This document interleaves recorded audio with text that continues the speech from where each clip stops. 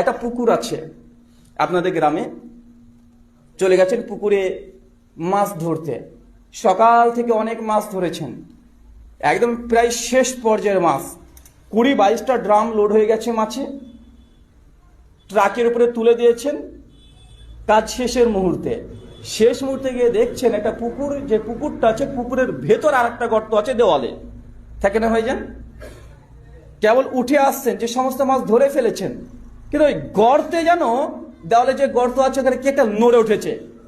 আপনি তাকিয়ে দেখছেন, আরে আরেকটা মাছ আছে, তো একটা বড় মাছ আছে, 500-700 ওজনের হবে। আপনি মাছটাকে নিয়ে আসতে যাচ্ছেন আবারও, আর ওপর থেকে একদম যে ভাই খবরদার যাস না মাছ না, ওটা সাপ। কথা বুঝতে পারছেন? আপনি মনে করলেন মাছ, পাশ থেকে এই মাছ না, ওটা সাপ সাপ। আপনি কি করবেন? মাছ মনে করে কি সাপটাকে ধরতে যাবেন, না সাপ মনে করে সাপকে আপনি থুয়ে পালিয়ে আসবেন? জি, আপনি সাধারণ মানুষ, বলছেন না যে হুজুররা এক এক হুজুর এক এক কথা বলে, কোনটা মানবো রে বাবা? এ হুজুর এই কথা বলে, তো ও হুজুর আর এক কথা বলে। আপনি তো এইখানে এসে হুজুরের দোষ দিয়ে কাটানোর চেষ্টা করছেন। কেউ যখন আপনি এই পুকুরে মাছ ধরতে গিয়েছেন, দেওয়ালের মধ্যে এখন মাছ লুকিয়ে আছে না সাপ আছে, আপনি প্রায় সমস্ত মাছ তুলে নিয়েছেন অলরেডি। একটা জায়গাতে সন্দেহ আছে যে মাছ না সাপ, একজন বলছে মাছ, একজন বলছে সাপ। আপনি কি করবেন? হ্যাঁ,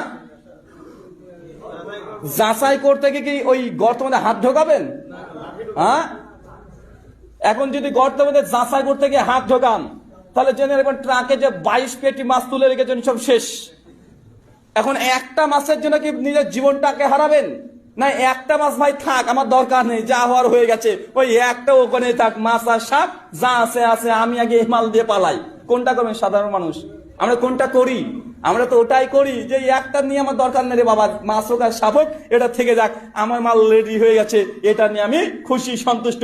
আপনি নিয়ে চলে যাচ্ছেন। ভাইজান, শরীয়তকে যদি এইভাবে বুঝতেন, নিজের জীবনের মূল্য, নিজের সম্পদের মূল্যের মতো শরীয়তকে বুঝতেন, যদি আপনি মনে করতেন যে এক হুজুর বলছে এটা বেদাত, বেদাত মানে হারাম কাজ, আরেকজন বলছে না এটা ভালো কাজ, আপনি যদি মনে করতেন যে না এক হুজুর বেদাত বলছে, একজন সুন্নাত বলছে, এখন হুজুরদের মধ্যে মারামারি, তো আমার দরকার নেই বাবা মাছ মনে করে সাপ ধরা, আমার দরকার নেই বাবা এই বিদাত না এটা ভালো কাজ, এটা দেখার দরকার নেই, হুজুরের মধ্যে সন্দেহ, ওই কাজ থেকে দূরে থাকি বাবা, কারণ এটা তো আমাকে ফরজ বাধ্যতামূলক কাজ নয়।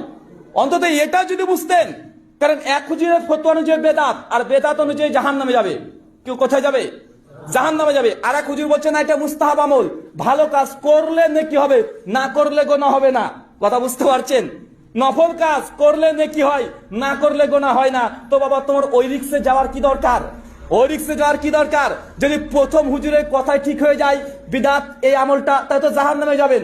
দ্বিতীয় হুজুরের ফতোয়া অনুযায়ী এটা নফল, নফল মানে করলে নেকি হয়, না হলে গোনা হয় না।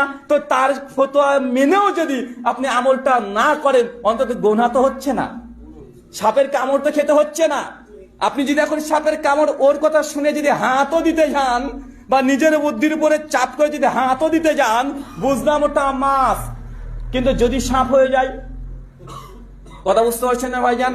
আমরা দুনিয়াটাকে খুব ভালোবাসি, খুব ভালো বুঝি, নিজের সম্পদকে আমরা খুব মূল্যবান মনে করি, নিজের জীবনটাকে মূল্যবান মনে করি, তাই আমরা জীবনে কখনো রিস্ক নিতে চাই না। কেউ ধর্মের ক্ষেত্রে হুজুরের উপরে ভর দিয়ে আমরা টুকলি করে পাস করার জন্য খুব অভ্যস্ত আছি না নাই?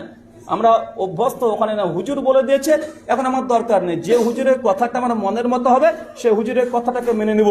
কোরআন হাদিসে থাক চাই না থাক, আছে না নাই?